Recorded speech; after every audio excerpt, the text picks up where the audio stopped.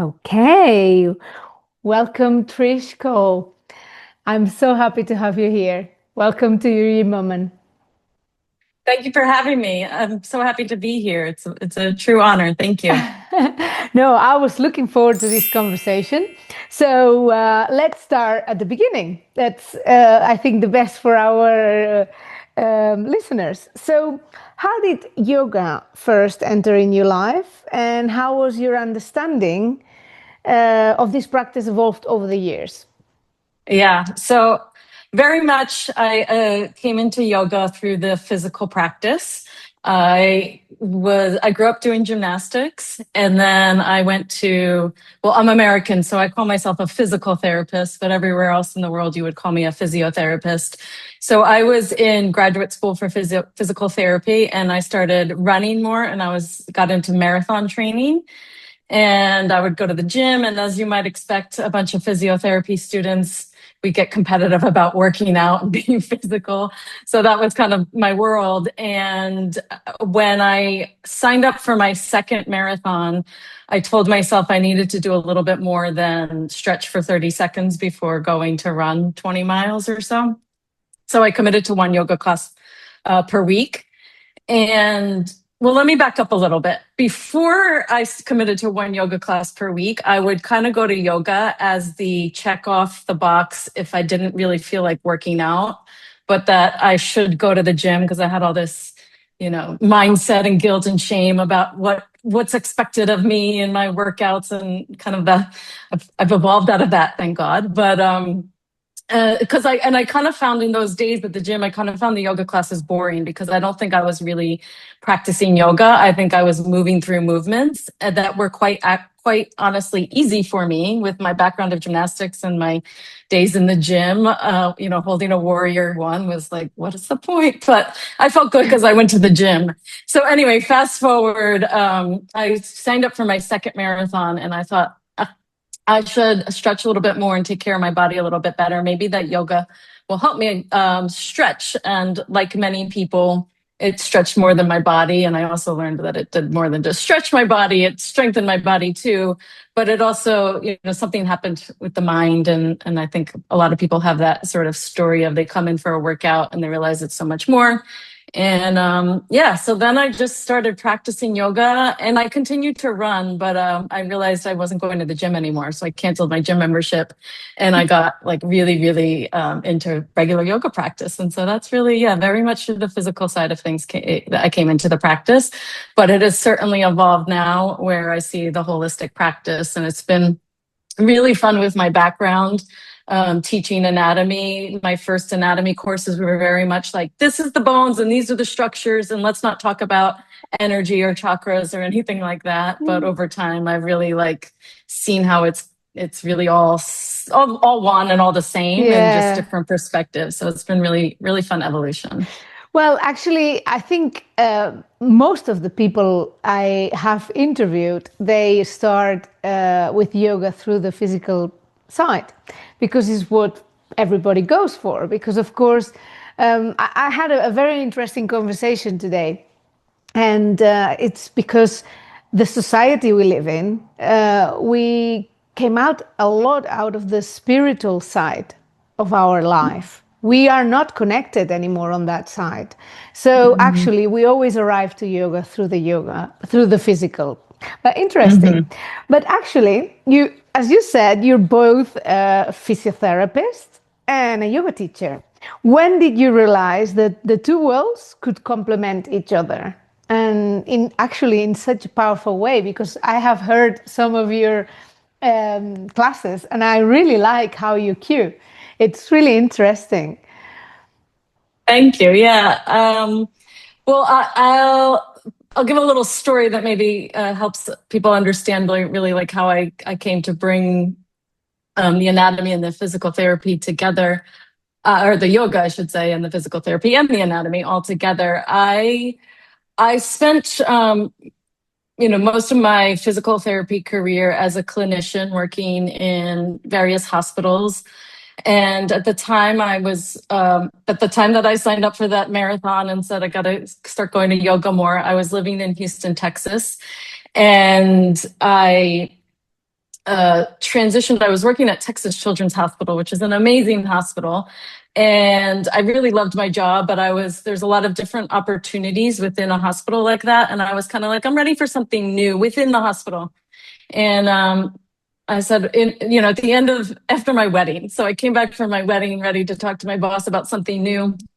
And essentially that didn't happen because I ended up, very long story short, I ended up getting a job as the director of a physical therapist assistant program in Houston, Texas. So now I went into academia.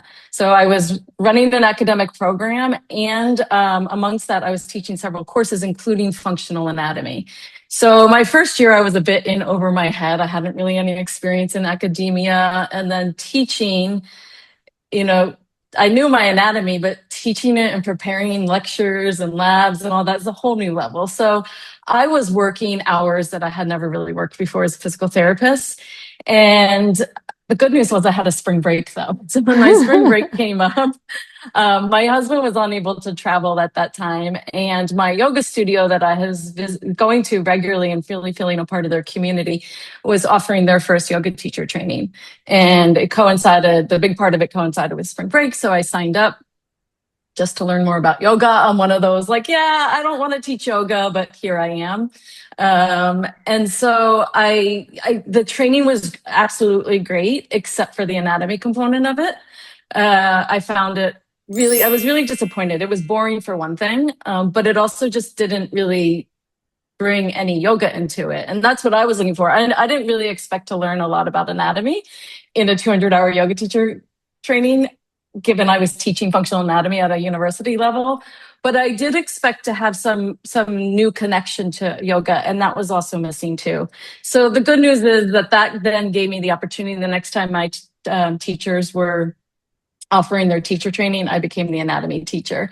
And so, and I should back up how I started teaching too. Like at the end of the training, I was like, I really love teaching yoga. And not surprisingly, I was good at it because I was already used to looking at people's bodies and helping them support them to, move in better ways. And I was already a teacher. And so it just sort of all came together. And wow. I was teaching in teacher trainings like 6 months after being a yoga teacher, but I actually really felt like I was elevating the programs. Totally. And then I've really continued to do that. So, yeah. Oh, that's great. I found it when I discovered you, I think a reel appeared on my feed.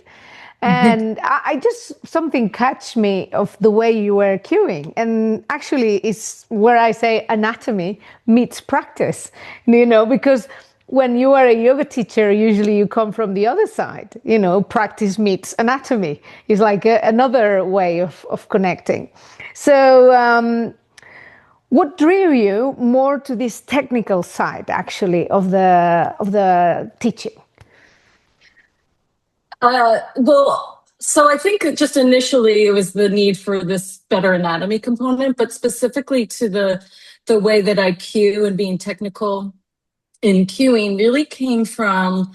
So most of after I did my training with my teachers, Roger and Albina in Houston, Texas, I was very inspired by several teachers to move into training with Baron Baptiste. And so I've done a lot of training in Baptiste Power Vinyasa Yoga. And he teaches, and in all of the Baptiste programs, they teach what's called True North Alignment. And it's the alignment principles. And it's actually also a set of cues. And what I found was those cues were really, really helpful. And it actually created the opportunity for teachers to teach alignment, even in a power vinyasa class, in a really impactful way. But what I would hear from all my friends that I did these trainings with is like, oh, Baptiste trainings are great, but we don't really get any anatomy. And I would be like, yeah, we did. Do you remember we stood there and talked about moving the shoulders and doing, what I realized though was that my interpretation of the alignment cues was based in anatomy. So without even realizing it, I was like, oh yeah, when you squeeze your shoulder blades together, the scapular muscles retract and they stabilize the spine. All this was just like second nature. Because you had it in your head, of course. Just had it. Yeah. And so then, and I witnessed other trainings that just had a lot of anatomy that was like going through what the structures are, but not applying it. And so I sort of felt like a lot of my trainings in the Baptiste Institute and other trainings that I either participated in or heard about kind of had like the knowledge and the action, but not, I wasn't seeing The anywhere where it was connection. pulling them together. And so that's really what I did was I much of what I teach is based off of the true North alignment. I've refined it a bit just based on my understanding of anatomy and the body and language and teaching and education. But what I've really done is taken a framework of cues and then that I know work and I really understand the anatomy behind them. And what I do when I teach teachers this framework, it's called balanced posture alignment. I teach the cues first and let them experience them in their body The because most body. yoga teachers can learn through the body. That's like you said, most of us entered the practice through the physical. So we start with the physical. And then I teach the anatomy, and then we really go into the biomechanics of like what's really happening. For example, one of the cues, excuse me, is squeeze your shoulder blades together. So then we talk about like, okay, what muscles are doing that, and how does that impact the shoulders? How does it impact the spine? How does it impact the rest of the body in Tadasana? And then also, how can we use that cue in any other posture, whether it be a forward fold, a back bend, a twist, so that then they can learn this framework and the cues that go with it and understand how it's all working so that instead of standing in front of the room and just saying that cue that the teacher told them to say, That's they can so look at powerful. bodies, yeah, And and say understand. like this and understand what's happening. And then it really Yeah, creates actually, an you impact. you are really right there because this is what the most yoga teachers struggle with cueing, because most of the teachers that start teaching, they come from these learnings that they have learned from their current teacher, and they just repeat most of the Mhm. time without really understand what is happening. So I think it's really, really interesting that we can go deeper into a cue and make it so powerful, understanding exactly what you're doing. So that's really interesting, Trish. But before we go further into this conversation, I would love to know, who is Trish when she's not on the mat or teaching anatomy? Uh, well, even when I'm not on the mat, I love to do handstands. I grew up doing gymnastics, and so I do handstands for play, not just for yoga practice. But I am, I'm married to my husband Mike for well 16 years now, and we live in Portugal, so we love to explore. We love to travel, and having moved here, we'd love to explore like the country. So traveling is definitely. I will well, actually let me back up. Exploring different cultures is what I'm really passionate about, and then traveling gives me Yeah. access to that. It's one of the reasons I love too, though, living here in the Lisbon area. It's a very international community, so I get to explore cultures without even moving out of the city much. But other than that, I kind of mentioned already, but I love to run. I don't run the marathons anymore. I'm not interested in those long distances, but a good 30-minute run at a comfortable pace, especially now along the beach that I live at, is something that really lights me up. And yeah, and I just love to be with people. I need my alone time, but I really love to be with people in a variety of different settings. So yeah, that's a bit Oh, about me. that's good. Well, then actually, I'm sure we talked also a lot about the physical side, but I am sure yoga entered, of course, to stay in your life and also to support you through difficult moments and difficult periods. Would you like to share any moments of your life that yoga has really become like an anchor and help you to go through something? Yeah, I think it's such a part of life now that it's kind of in everything, whether consciously or subconsciously. But when I reflect on that question, one of the big moments that came to my mind, and I know you've just gone through a recent experience about it's been almost 3 years ago now. My father passed away, and I really found so much grace and ease in the process. It was challenging, yes, but using the tools of yoga and some of the things that my teacher Baron taught me about, like forgiveness and how to be with people and how to understand actually how to give up trying to understand people and let them be who they are. Really created a space for me to move through that time with my father. I still had some challenges, but I would find myself, disagreeing or getting upset, and then just having the tools of yoga get me present and really be able to stop and pause and focus on what's most important to me. And that was just having a loving relationship with my father. And so people ask me now, like, how, Father's Day just passed, and people ask me, how is it? And I was like, I don't know. It's like I have this grace around it, and I really contribute the practices of yoga to that. And just like another little thing, now I live near the ocean, and my father loved the water, so I actually feel like more peace and ease. And I think maybe yoga has also taught me to connect to nature more. I grew up in the suburbs of New York, and in cars, fast food, all that kind of like non-nature stuff. But now I feel yoga has really helped me, connect to my father in a way that I wouldn't have expected it to. That's beautiful. This is what I think also a lot of the times when I ask people this question is actually that once yoga entered, I always say that yoga arrived in the right moment into your life, not before, not after. It just has that moment that enters, but it will never leave again. I said, you live yoga, you feel yoga, you are yoga. And that's it. And from the moment it enters, you just see the whole world with a new perspective. So I'm very happy you said that. I like it. I like it. Oh, thank you. But I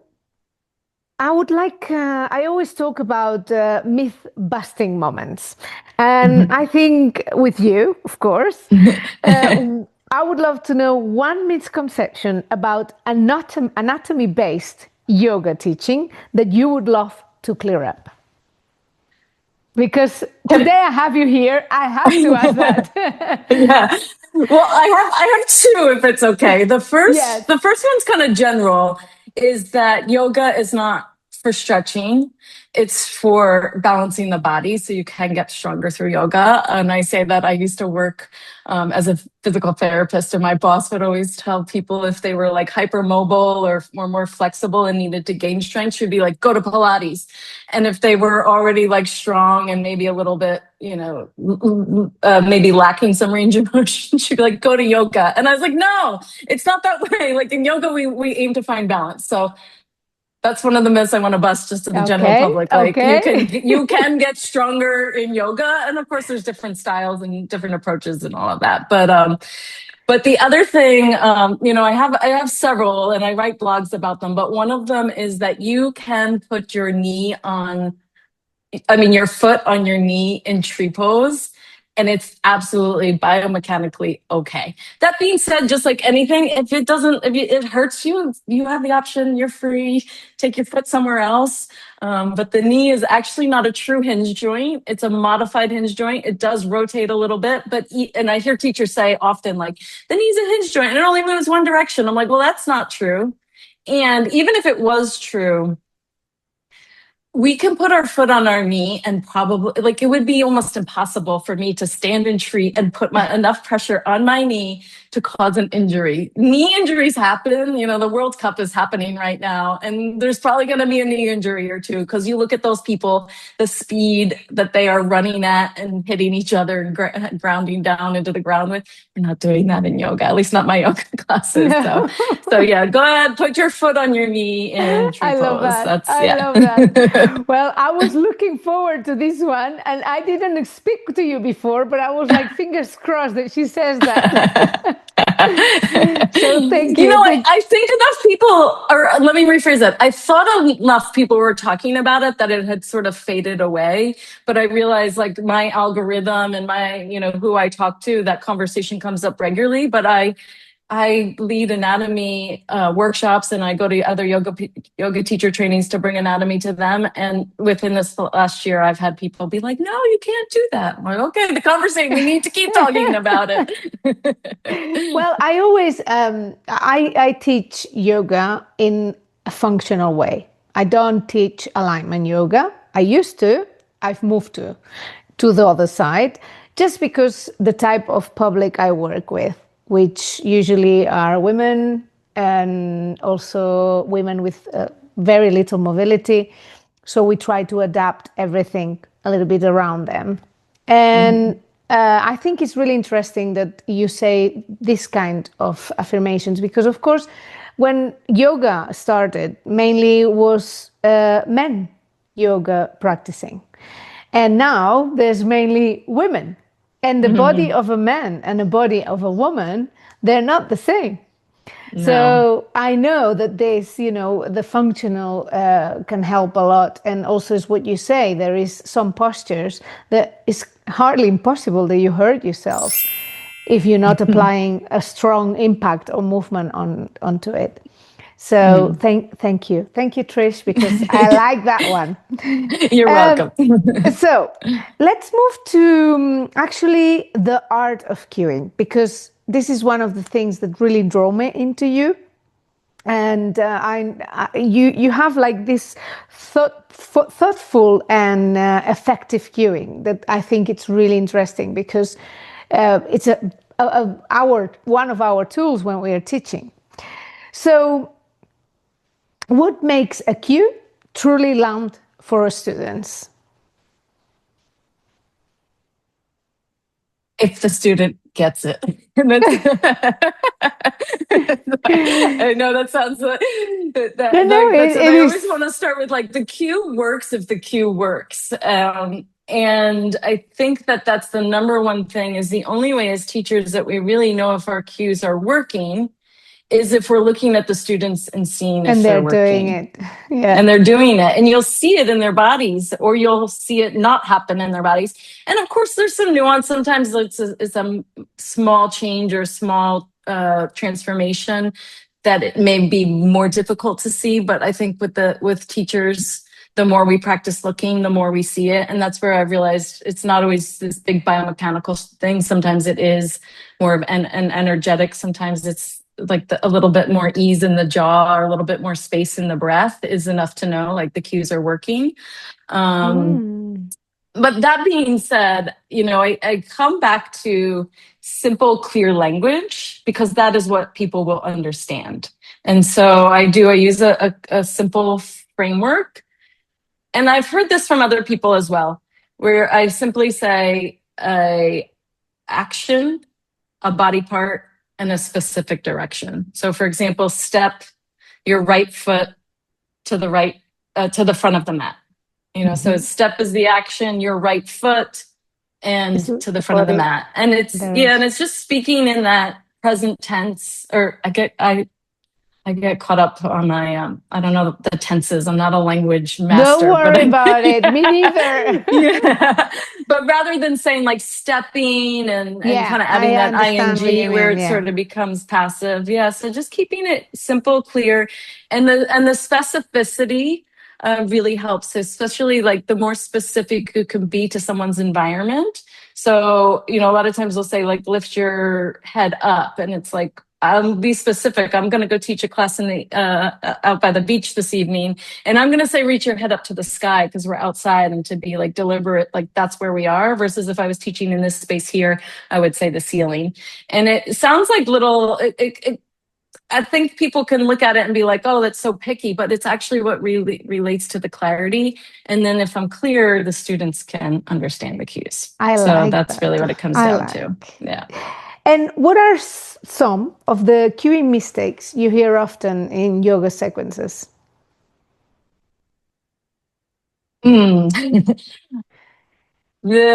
first one that comes to mind is not giving space for the cues to land. So sometimes I hear people say one cue after the other. And I know my own capacity, and I've talked to so many students, like their capacity to really put the cue into their body is limited, even the best of us. So I think that's one of the common mistakes, not giving space for the cue to land.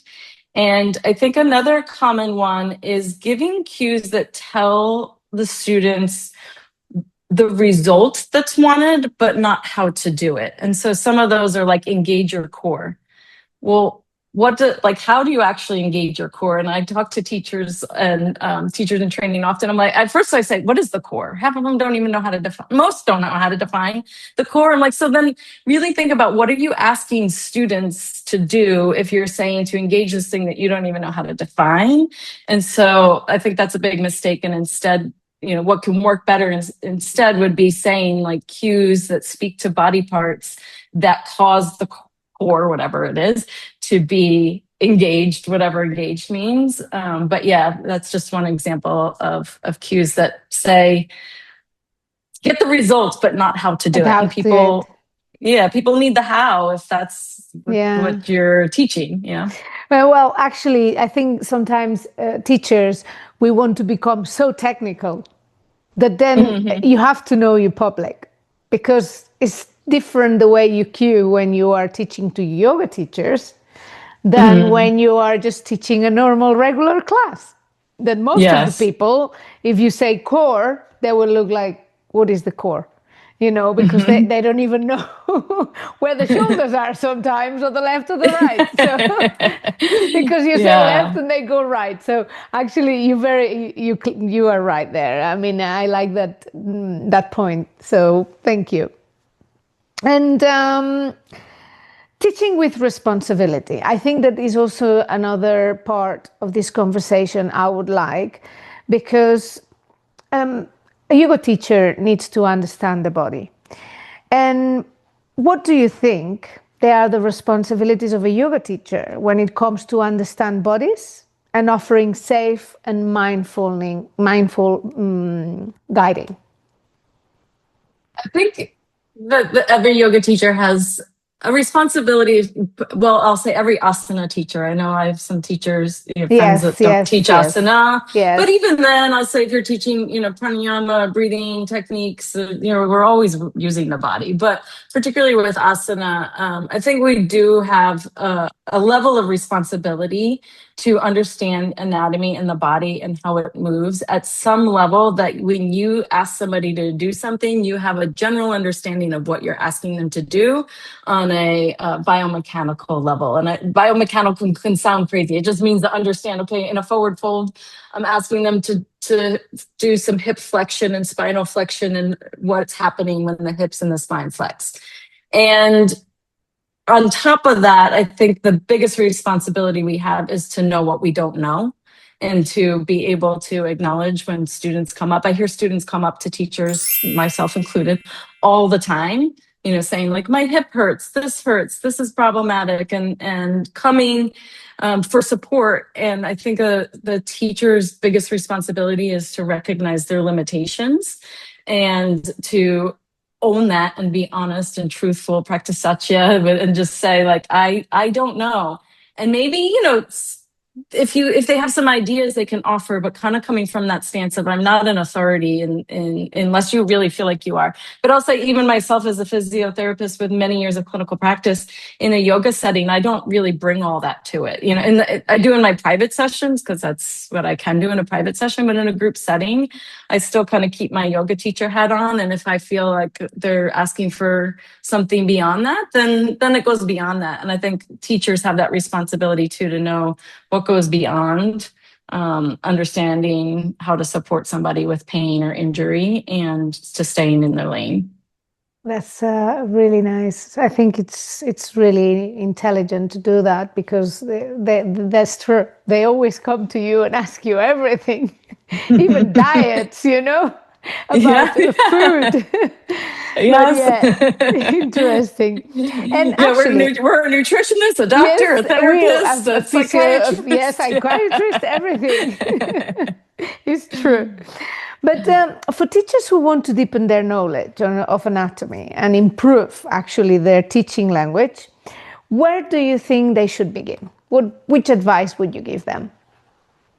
Well, I'm going to be biased and say they should start with a course like mine, which is called the Enlightened Anatomy course. And it's what I explained before. It teaches my framework of balanced posture alignment, because I really think that teachers can learn best by learning from their own. Yoga teachers can learn best by learning from their own body. So I really think starting with understanding your own body. And I even have some teachers that I go to, and I know they don't know the names of structures, but they've studied it enough to understand it, and they know in their own body what's happening. And then they start teaching from that, and then they practice looking at other bodies. And then that practice of teaching by actually looking at other bodies, their knowledge really grows.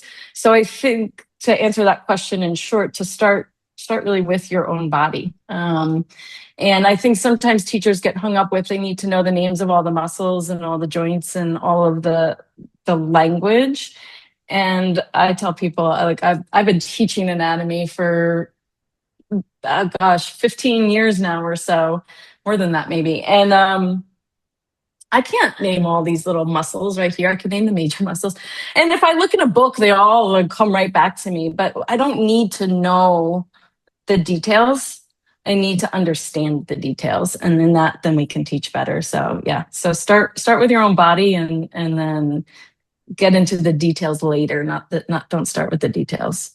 Clever. Very nice. Very nice. And where do you see yoga education evolving here in Europe? For example, now you're living in Europe, so you had a little bit of a sense what is going on around here. How do you see evolving in the future years to come? That's a good question. I haven't really contemplated. I think, my hope is that it continues to evolve, and that people take on this, like a level of responsibility to really put themselves as yoga teachers in the role of professionals. I sigh as I say this. There seems to be, and again, it's hard because I've lived in Europe for like 2.5 years. I also lived in Singapore for several years, but I grew up as a yoga teacher in Houston, Texas. And when I say I grew up, my early years, like I think the industry was a little bit different. Or I know it was different, but I think it was different in this capacity of, me and my colleagues, the other yoga teachers, we couldn't get enough continuing education. The studio would bring one and be like, oh, like, do I have enough money for it? Can I, it was never like, I don't need that. And so I'm hoping that we have some more sense of that. And again, I don't know. It's just my sense, and like, you can hear me maybe struggling to say this out loud, but it feels like we're not there as much as we used to be, that there's not as much of a demand or a desire. And I don't know if that's because we get all this free input on Instagram and social media, and we just want a quick answer here and there. But, as much as I love to educate on Instagram, and how great, like you said, you found me on Instagram. So I'm all for the social media, but there's something we can't get in a 30-second reel that we can get in a 2-hour or 2-day or a week-long training or workshop. Yeah, totally agree, Trish. Well, actually, that's why I ask you that, because now you see the evolution of yoga has changed so much. And now it seems that somebody does a 200-hour course and boom, they're ready to teach, And as you know, 200 hours, they don't teach enough anatomy. They don't teach enough about how to cue. You don't practice hardly how to cue in a 200 hours standard course. Not your course. But the thing is that you're right. I mean, since I started, I've never stopped wanting to learn everywhere, and what you say, you save all your money to just go and learn something new, And that I think that now this is what is lacking in this new era of yoga. People want quick results and quick diplomas, which I say, and it's not about the diploma, it's about the knowledge, it's about what you know. It's not the certificate that you get, it's actually the experience you take with you. So thank you very much for reminding this to the audience, because I think it's really, really important that even we are teachers, that we always keep studying, because it's the only way of becoming better and being able to hold space better and to give more quality classes and to cue better. So thank you for that. And one thing I would like to know is, what can we expect from Trish in the following years? Do you have any retreats prepared, any trainings? When is your next training? Tell us a little bit. My next 200-hour teacher training. It's called Power to Lead. It's a hybrid, but the majority of it's in person. Is happening in the in-person components happening in Lisbon in November 2026. November 7th to 22nd. November 7th to the 22nd is the in-person date. So that's my next big adventure. It'll be the second time leading it here in Lisbon. I've been leading it since 2016, but still a bit new to the Portugal market. Okay. And um, I'm a believer of manifestation, and when my voice gets a little triggered and like I don't want to say it, that's when I say I should say it. So you can also expect a 300-hour teacher training coming in 2027. I'll put it out there. Okay, yeah, manifest. I've got the Just foundations. Just go for I've it. Go got for the it. work. I've got, yeah. And then, of course, I have my online programs are always available. They're self-paced, and sometimes I do like for the anatomy course, I'll do a additional thing where like for 6 weeks or so we'll have like a once a week call. So I'm looking at finding dates for that as well too. Okay, great. Yeah. And Trish, would you like to share anything that we haven't talked about, or would you like to send just a last message to the audience or any yoga teachers that they're listening to us? Yeah, I'd say so I guess in the realm of like yoga anatomy, one of the things I want yoga teachers to really know is like you actually do have what it takes to learn anatomy. I think often I get people tell me like, well, no, I can't learn anatomy anyway. So they just sort of put it off to the side of like, that's for the other yoga teachers. And really, you really can learn anatomy. It just like a little bit at a time, just like you learned the postures one at a time, learn a little bit of anatomy one at a time. And there are ways to make it easier and fun to learn. So if you didn't have a good experience in anatomy in your 200-hour training or a particular course, keep doing the research out there and trust yourself to learn an anatomy and to start, if you're not already, practicing looking at the bodies that you're teaching to, because that's really what's going to elevate our teaching. Yeah. I believe so much in the power of yoga for health and well-being, and most of it starts with the teacher. And so what I want for our industry is for people to go to yoga classes and be blown away by the yoga teachers, not bored and stepping away from it. So go learn your anatomy and keep studying and get inspired, because also when you're inspired, then you'll show up with like more excitement and more passion, and then your students will feel that, and then they'll get better, and then we're all winning on that. Oh, I love it. Thank you so much, Trish. But I'm not going to let you go without knowing a little bit more about yourself. And I always like to end up the interviews with a little bit of quick and fun questions. So let's go. Morning bird or night owl? Night owl, completely. Oh, wow. Yeah, I know. I was listening to some of the other, and everyone's a morning owl, and I mean a morning owl. Look, I'm still putting the owl in there. A morning bird, and people are really surprised. I'm more of a stay up till midnight, 1 a.m., Oh, and get wow. up at like 8:30, 9 a.m. Yeah, so not a morning bird. Never have been. Okay, great. iOS or Android? iOS. Mm-hmm. A book, a podcast, or a course that you're loving right now? A book. I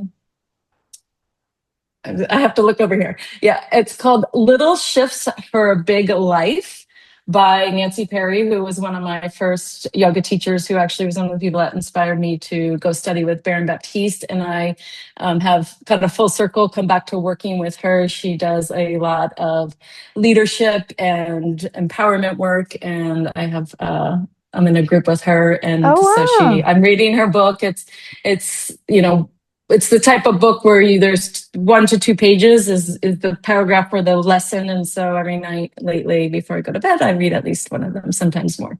Oh, wow. Interesting. Is it on sale or is part of a course? It's on sale. I believe you can buy it on Amazon. I actually had wanted to buy it, but honestly kind of forgot about it. You know how those things go. And then a friend of mine, who I had not been in touch with, a yoga teacher that I used to teach with in Houston, who I just lost touch with, no bad harm, just, you know, we went our separate ways. She was visiting Lisbon. So, and she, on social media, found out, I was living here. She got in contact, we got together and had a wonderful night chatting, but she gifted me, she brought this book. She's like, I wanted to bring something from Houston to you, but I didn't know what you might want. You might even have the book already. But do you remember Nancy? Here's her book. And I was like, do I remember Nancy? I'm on calls with her weekly now. And I wanted that book. And so this girl, Lisa, brought me Wow. the book. And so it's like, in addition to the book being amazing and the lessons in the book being amazing, there's sort of the serendipitous, how that book got into my hands is really special too. Okay, great. So your go-to comfort food? Dark chocolate. Oh, I'm on it too. A place that feels like home besides home. Anywhere near the ocean, which is so beautiful that I live near the ocean now. I can see it from The my balcony. energy is Yeah, amazing. yeah, yeah. I lived all my life next to the ocean. Now I live in the mountains, and it's like my soul is split because I love the nature in the mountains and being surrounded by mountains, but I miss so much the ocean. That energy Yeah. is what you said in the mornings when you go for a run or walk around the sea. It's Hmm. like, oh, it just Yeah. hears your soul. It does. I grew up on the Jersey Shore which is the beach in New Jersey for non-Americans that don't know. And I grew up on boats, and I spent my second night out of the hospital as an infant on a boat, and spent the summer on a boat. Oh, And so the oh water wow. is home. Yeah. Wow. Okay, something people would be surprised to know about you. And one thing I say is that I grew up on a boat. I lived on a boat Oh, in the summers, and we even the beginning and the end of the school year, we would get dressed to go to school and go to school from the boat. Of course, it was New Jersey, so it was a little too cold in the winter time to really live on the boat. But oh yeah, wow. I Interesting. hmm Interesting. Well, well, Trish, thank you so much. I really enjoyed this interview. It was nice to meet you. And I would love you to be here another episode, and we could go even more deep into the anatomy. So thank you for joining us. I was very happy to have you. So see you next time. All right. Thank you so much. It was such a pleasure. I really enjoyed it too. Thank you. Thank you, Trish.